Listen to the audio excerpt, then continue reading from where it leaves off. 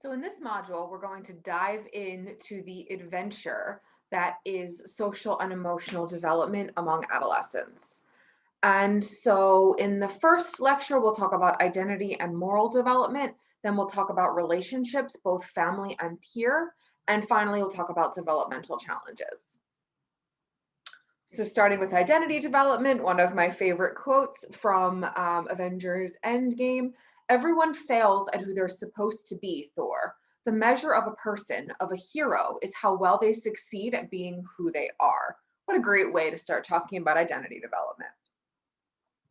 So one of the big challenges of adolescence, and one of the developmental tasks or goals of this period, is the formation of identity, the sense of figuring out who you are and who you want to be. During adolescence, we start to see a rise in independence, and they're just starting to look at the future in terms of things like careers, relationships, families, housing, etc. The individual wants to belong to a society and to fit into that society. So, this is a major stage of development where the adolescent must learn the roles they will occupy as an adult, and also try to figure out who exactly they are. The identity versus role confusion stage during adolescence occurs roughly between 12 and 18 years. So during this stage, adolescents search for a sense of self and personal identity through intense exploration of personal values, beliefs, and goals. Identity formation involves a process of exploration, followed by commitment to ideals, vocation, relationships, sexual orientation, ethnicity, etc. So, in other words, the adolescent begins to prioritize defining their values and direction in life. Consequently, we're going to see a lot of experimentation and exploration as adolescents try things on for size, everything from sexuality to their sense of style, friends, hair color, you name it. So, what happens is they start to explore all of the different possibilities and then form their own identity based on the outcome of their explorations. Erickson called this an identity crisis or a period of distress before adolescents finally figure out who it is that they are. So, what happens to those who do not end up successfully forming an identity? Well, kids who are not allowed to explore and test out different identities, or who experience failure to establish a sense of identity within their society, might end up with what Erickson referred to as role confusion.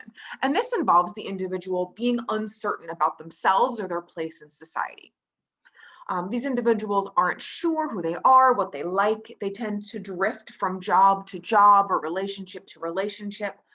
Instead of feeling a sense of personal cohesiveness, they're left feeling disappointed, just disjointed, and confused. Self concept is a general term used to define or refer to how someone thinks about, evaluates, or perceives themselves. So, to be aware of oneself is to have a concept of oneself. Now, during adolescence, the way we describe ourselves shifts. Compared to children who describe themselves in terms of things like personality traits or physical appearances, so I'm a boy, I'm smart, I'm strong. Adolescents are going to unify these distinct traits into more abstract descriptors. So instead of saying I'm smart and I'm curious, they might simply say I'm intelligent. We also start to see the use of qualifiers. I'm fairly organized, I'm mostly outgoing. Not only does this allow them to hedge a bit on their descriptions, but it shows that, unlike children, adolescents understand situational factors. How might you describe yourself when you're at work? Or what about at class? Or at a party? I'm willing to bet that your descriptions of yourself in each context vary greatly because you understand the need to act differently in different contexts, but also how to integrate those principles to describe yourself in each of those different contexts. Self esteem refers to the extent to which we like, accept, or approve of ourselves, or how well we value ourselves. It's an evolving construct, and during adolescence, we add several new dimensions or methods through which we engage in this sense of self evaluation. Now, these are going to come from the new social experiences that occur during the teenage years: close friendships, romantic partners, job competency. Unsurprisingly, self-esteem tends to decrease from childhood to adolescence. This fits in with some of the other things that are happening at the same time. They're becoming more realistic about strengths and weaknesses, experiencing a period of being unsure about themselves during the transition to middle school, maybe unhappy with body changes, particularly among females. The good news is that most adolescents will make it out of the adolescent period with high self-esteem, especially if they have opportunities to feel competent and experience approval and support from parents, teachers, and peers. Now, lots of factors are associated with self esteem. Things like pubertal timing, substance use, academic struggles, these are all associated with lower self esteem. We also tend to see consistent gender differences. Girls show lower self esteem than boys, and this persists across the lifespan. As has been the case through many of the things we've talked about so far, the context can help to either protect against or exacerbate these effects. So, most notably, parenting style, particularly authoritative parenting and teacher engagement, are associated with higher self esteem among adolescents. Not the least bit surprising. But do we really know what we want out of life or what our political or religious beliefs are? In the 1980s, James Marcia addressed Erickson's notion of the identity crisis by positing that the adolescent stage consists of neither identity resolution nor identity confusion, but rather the degree to which one has explored and committed to an identity in a variety of life domains: vocational, religious, relational, and so on. Based on interviews with several youth, Marcia proposed that there are four major identity statuses or degrees to which a person has achieved a set identity. Each identity status represents a particular configuration of youth's progress regarding exploration and commitment to the values, beliefs, and goals that contribute to identity. Unlike Erickson's stage theory, Marcia's theory accounts for multi-directional movement between and among the identity statuses. So, for instance, youth might experience a traumatic event, such as a parental divorce or a violent assault, which might cause them to reevaluate their understanding of the world and their value system. So, unlike in Erickson's stage, where you move pretty much in a linear fashion, Marcia says, well, this type of crisis might cause adolescents to retreat to a previously enacted identity status as they work to integrate this new information. The earliest stage of identity formation is identity diffusion. So here you have no idea who you are or what you want, and no strong opinions, desires, or dreams for the future. But there also is a lack of experimentation and trying things. For example, when asked about his attitude towards non traditional gender roles, Justin answered, "Oh, I don't know. It doesn't make much of a difference to me. I can take it or leave it." So we see not only low exploration, but low commitment as well. In identity foreclosure, there's willingness to commit to some relevant roles, values, or goals for the future, but adolescents here are not actively trying to determine what's important to them. Instead, they obtain their identity by passively accepting the beliefs and values of their family, community, and culture. So, for example, letting a parent determine their career directions. Um, so, take an example. When asked if she had ever reconsidered her political beliefs, Emily said, "No, not really. Our family is pretty much in agreement on these things." So we see a high degree of commitment, but not a whole lot of exploration occurring. Identity moratorium is where the adolescent explores various commitments and is ready to make a choice, but hasn't quite really nailed it down yet. Youth here are actively experiencing an identity crisis, which prompt them to explore and experiment with different values, beliefs, and goals. When asked whether he ever had doubts about his religious beliefs, Ramon said, "Yeah, I guess I'm going through that right now. I just don't see how there can be a God and yet so much evil in the world." So we see a high degree of exploration and thinking things through, but a low degree of commitment. In identity achievement, the adolescent has gone through an identity crisis and made a commitment to a chosen sense of identity or a role or value. So here, youth will have decided what values and goals are most important to them and what purpose or missions will direct their lives. They can prioritize what's important to them and have sorted through many of the possibilities of who they want to be. When asked about her willingness to give up pursuing her chosen occupation if something better came along, Lauren responded, "Well, I might, but I doubt it. I've thought long and hard about law as a career, and I'm pretty certain it's for me." So here we see both high exploration and high commitment, a high level of thinking things through, but also of actually committing to them. As always, there are many factors which can influence identity development. So, personality characteristics such as curiosity, open mindedness, and persistence are all associated with achievement and moratorium. Family practices also have an influence. Strong and secure attachment bases. Um, Here we go. Strong and secure attachment bases foster adolescents who feel free and confident to explore the world. Additionally, parents who are warm and openly communicative often have children with more adaptive identity statuses compared to diffused youth who have low levels of parental support and warmth. At the peer level, having close and diverse friends helps adolescents gain a broader and more open view of the world and encourages them to explore a wider array of mindsets. And having close friends is a protective factor for a variety of capacities. In this case, close friends can act as a secure base from which to explore the world and make commitments. Supportive mentors and activities from within the school system are also conducive to positive identity status. Having access to rich and varied opportunities for exploration fosters more adaptive identity statuses, as do societal forces like cultural norms and pressures. So we see how culture influences teens' sense of self-continuity. Think about the people around you and whether you identify as being a cultural minority versus majority, and how that may play a role in the way your identity develops.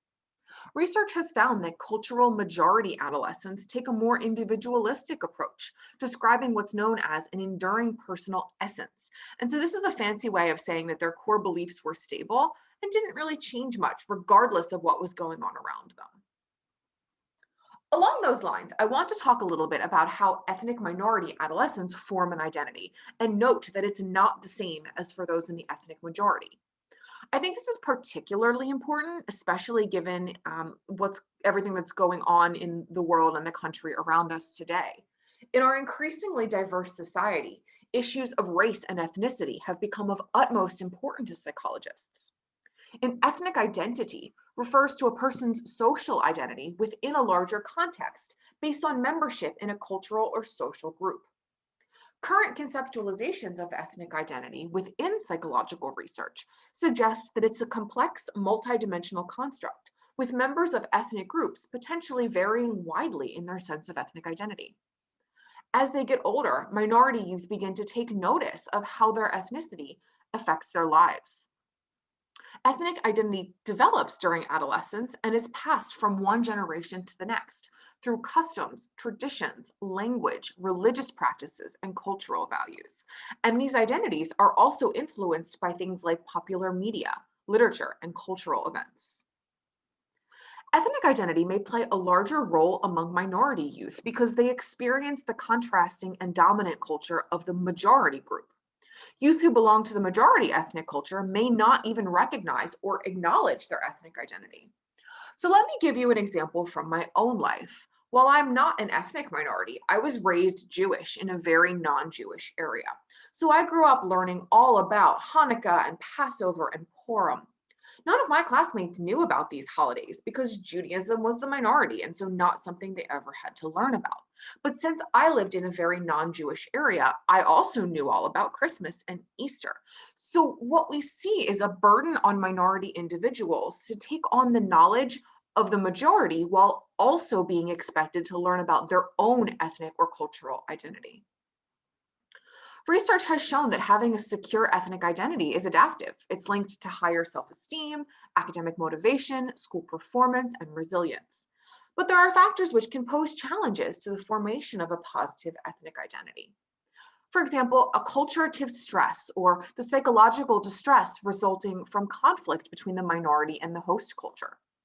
Distinct from general stress, acculturative stress is understood to stem from differences in culture and language between the acculturating individual and the host culture or country.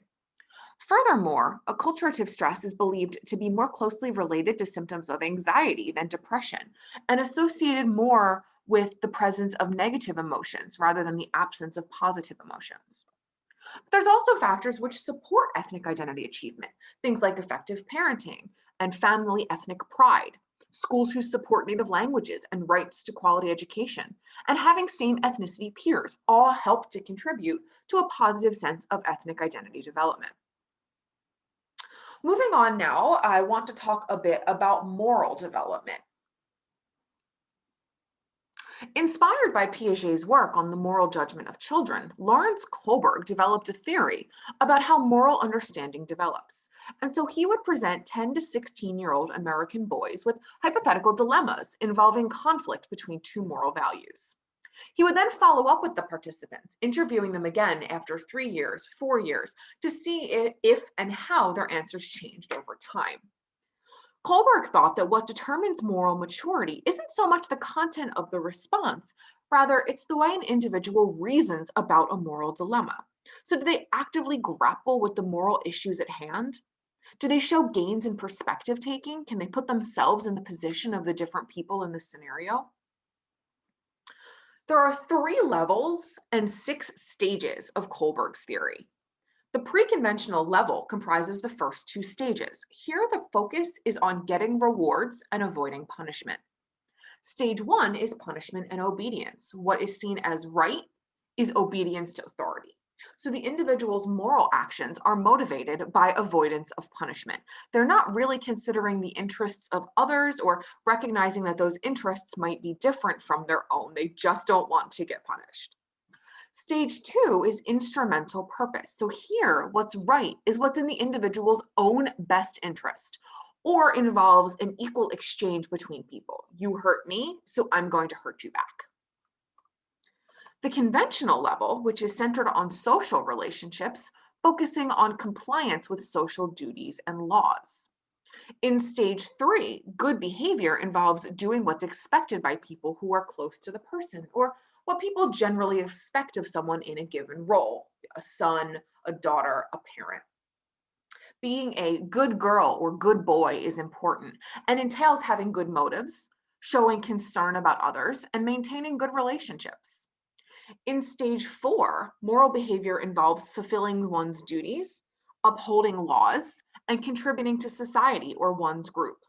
The individual is motivated to keep the social system going and to avoid a breakdown in its functioning. The post-conventional or principled level comprises stages 5 and 6 and is centered on ideals, focusing on moral principles. In stage 5, there's a social contract. Moral behavior involves upholding rules that are in the best interest of the group, the greatest good for the greatest number. Goals that are impartial or were agreed upon by the group. An individual at this stage might reason that if society agrees that a law is not benefiting everyone, that law should be changed. And finally, stage 6 is about universal ethical principles. Moral behavior in this stage is committed to self-chosen ethical principles that reflect universal principles such as life, liberty, basic human rights, and the dignity of each human being. Moral reasoning at this stage would assert that these principles must be upheld in any society, regardless of majority opinion. Now, the caveat here is that few people will reach this post-conventional morality stage. So few, in fact, that Kohlberg actually stopped scoring it. So many theorists will just lump this sort of universal ethic principle into stage 5. It's also important to ask whether moral understanding equals moral behavior. In other words, just because teens may know the correct moral answer doesn't mean that they will behave accordingly. The short story is that there are several factors, things like emotions, empathy, sympathy, guilt, temperament, cultural experience, etc., that all help to determine whether adolescents will act on their moral understanding. So you know I never pass up an opportunity for a Harry Potter reference. This video is sort of fun and it shows the stages of moral development as displayed by Harry Potter characters. You gonna work? Here we go.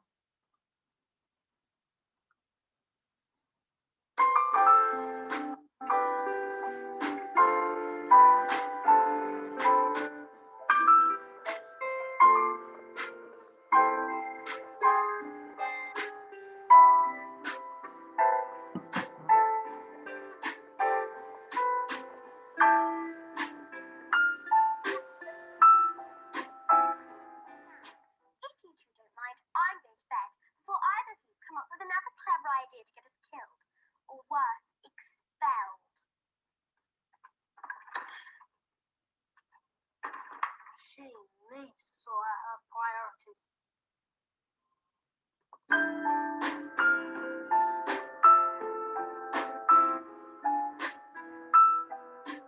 Soon find out that some wizarding families are better than others, Potter. You don't want to go make new friends with the wrong sort. I can help you there.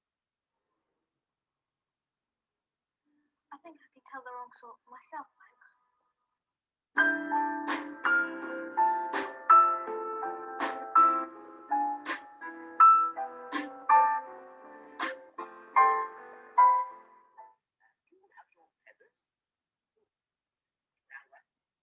Don't forget the nice wrist movement we've been practicing. Just swish and flick. Everyone. Swish and flick. And enunciate. Wingardium Leviosa. Off you go then. Wingardium Leviosa. Wingardium Leviosa. Stop. You're going to take someone's eye out. Besides, you're saying it wrong. It's Leviosa, not Leviosa. You do it then if you're so clever. Go on. Wingardium Leviosa.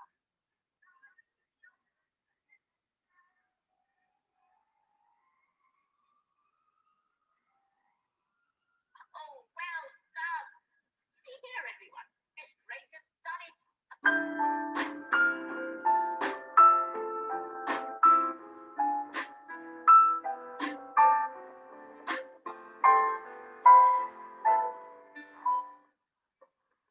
Leave this to your body. The rules are absolute. The Goblet of Fire constitutes a binding magical contract. Mr. Potter has no choice. He is, as of tonight, a Triwizard champion.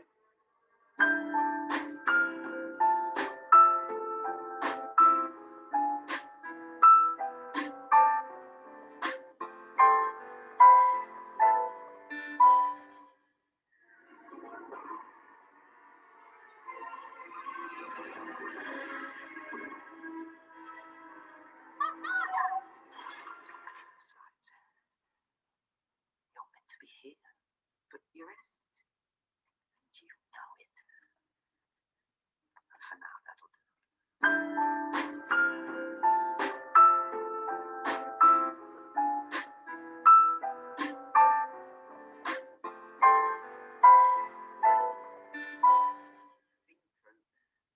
Something's gone wrong inside me. What if I'm becoming bad? I want you to listen to me very carefully, Harry. You're not a bad person. You're a very good person who bad things have happened to you. You understand? Besides, the world isn't split into good people and death eaters. We've all got both light and dark inside us. What matters is the part we choose to act on. That's who we really are.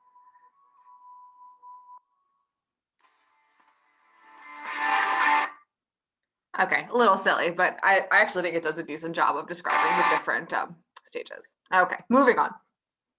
This chart shows age trends in moral reasoning in Colbert's longitudinal sample. So we see age here on the horizontal axis and reasoning on the vertical. Notice anything? Take a second, take a look. Pause the video if you want.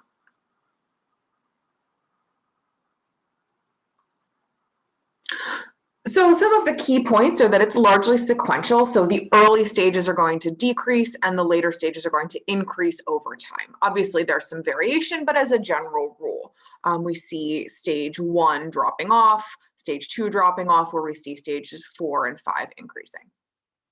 Stage 5 doesn't really kick in until the end of adolescence. So you see it really only starting here at age 18, picking up a little bit over adulthood, but it never really gains all that much traction. Conversely, stage 1 really disappears by the end of adolescence, right about the same time where stage 5 starts. And where's stage 6? It's missing, right? And that's because what I mentioned earlier, that so few people ever actually attain that stage. We don't even generally see it popping up on charts. In 1982, Carol Gilligan, who was a student of Kohlberg's, argued that his theory doesn't really work to describe the morality of girls and women. If you look at Kohlberg's stages, you can see the question being answered is one of justice, talking about duty and guilt, avoiding punishment, approval and disapproval. Gilligan's suggestion that the question at hand, as conceived by Kohlberg, is what are the rules of the game? But during this time, Gilligan was interviewing women who were in the process of making momentous decisions in their lives. And what she found was that their experiences just don't map onto Kohlberg's system. So she concluded that these women were thinking more about the caring thing to do rather than the rules.